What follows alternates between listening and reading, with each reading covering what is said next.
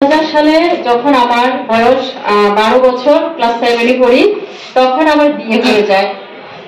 Family থেকে আমরা আমার যদি ফ্যামিলির কথা বলি, আমরা 4 ভাই 1 বোন।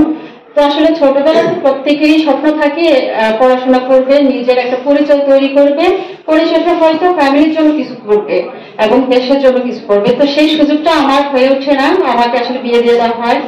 তো ওই স্বপ্নটা আমার মধ্যে থেকে যায়। আমি সংসার করতে থাকি, আমার হাজবেন্ড বিয়ের পরপরই প্রবাসে চলে যায়। তো সংসার আসলে সবার সাথে থাকতে থাকতে নিজের ওই স্বপ্নটা জাগতেই থাকে। একটা সময় আমি পড়াশোনা শুরু করি নিজের ইচ্ছায়, নিজের তাগিদে। শুরুটা ছিল অজানা, কাউকে জানানো হয়নি। তো যখন আমার এসএসসি রেজাল্টটা আসে, এসএসসি রেজাল্ট আসার পরে এটা আমার ফ্যামিলি বা আশেপাশের মানুষজন জানতে পারে।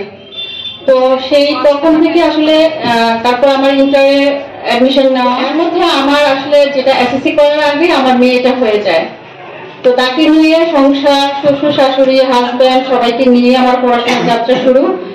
তারপরে ইন্টারে যখন আমি ভর্তি হই, তখন আমার দ্বিতীয় সন্তান ছেলে, ও আবার কনসিভ করে ফেলি।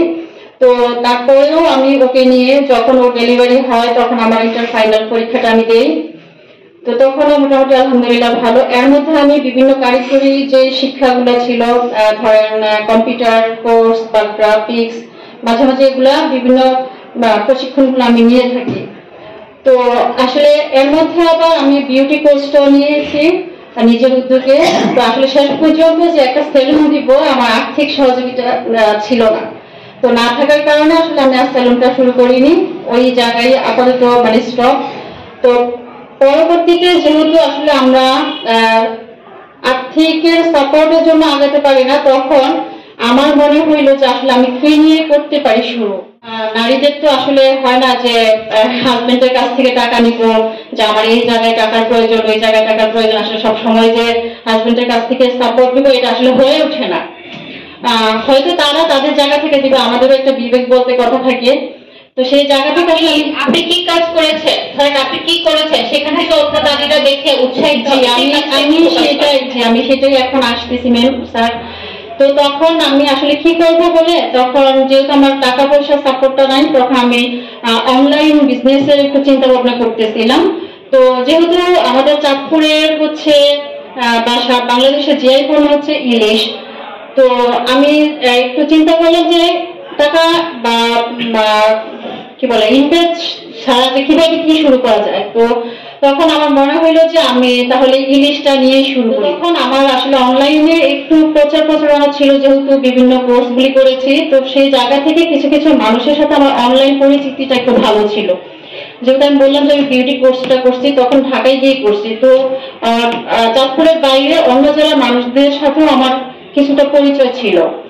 তো উদ্যোক্তা হওয়ার জন্য বিভিন্ন অনলাইন কোর্সগুলি যখন করি, তখন 64 জেলা এবং বিশ্বের 50টা দেশের মানুষের সাথে আমার একটু একটু কানেক্ট হইতে থাকে। তো আমি আসলে যখন আমার ফেসবুকে পোস্ট করতে থাকি ইলিশ নিয়ে বা নদীর সকল ধরনের ফ্রেশ মাছ নিয়ে, তখন আমি একটু একটু করে সাড়া পেতে থাকলাম। তো এটা হয় কি, প্রসেসটা আমরা আগে পেমেন্টটা নিয়ে থাকি, যেহেতু আমি বলছি যে আমার আর্থিক সহযোগিতা নাই।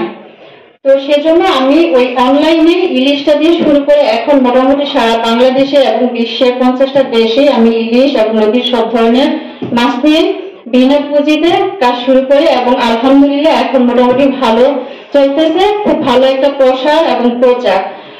মোটামুটি আমার মাসে 1 লাখ টাকা বা তার একটু কম বেশি সেল হয়ে থাকে আলহামদুলিল্লাহ। এটা নিয়ে আসলে আমি আমার হাজবেন্ড যখন প্রবাসে যান বা থাকেন দীর্ঘ সময়, পরিশেষে আসলে লাস্ট কিছু করতে পারে না। এখন যে আমার 2টা বাচ্চা, আলহামদুলিল্লাহ আমি নিজেই মোটামুটি বেশিরভাগ খরচটা আমি বহন করি ওদের। কারণ আমার হাজবেন্ড সংসারের বড় ছেলে ছিলেন। তো ওনার সংসারের দায়িত্ব পালন করতে গিয়ে, সবাইকে আসলে দেখতে গিয়ে নিজের সংসার বা বাচ্চাদের প্রতি ওইরকম কেয়ারটা নিতে পারে না। তো এখন আলহামদুলিল্লাহ আমি মোটামুটি ভালো নারী উদ্যোক্তা নিজেকে বলতে পারতেছি সবার সামনে, আমি একটা নারী উদ্যোক্তা। পাশাপাশি আমার যে হাতের সেলাই কাজ, এগুলো আমি চালিয়ে যাই, এবং আমার আশেপাশে যে বোনরা আছে তাদেরকে আমি শেখাই। কুর্শি কাটার কাজ, মোটামুটি আমার নিজের একটা উদ্যোগ আছে, আমি নিজে এটা টোটাল প্রসেস করি। আমি নিজে হাতে গলাটা বুনন করি কুশি কাটা, ওইটা দিয়ে আবার বেবি ফ্রক তৈরি করে ওইটা সেল করি। তো আছে আলহামদুলিল্লাহ, মোটামুটি আমার আমি বলবো যে আমি এভাবে ইনশাল্লাহ এগোচ্ছি। আমার জন্ম হচ্ছে হাইমচর, 1989-তে হচ্ছে আমার জন্ম। আর আমার পড়াশোনা বললাম তো, আমি যেহেতু আসলে শুরু থেকে পড়াশোনা করতে পারিনি, বাবা মা বিয়ে দিয়ে দিয়েছে, তো ইন্টার আমার কমপ্লিট হয়ে এখন আমি ডিগ্রি করতেছি।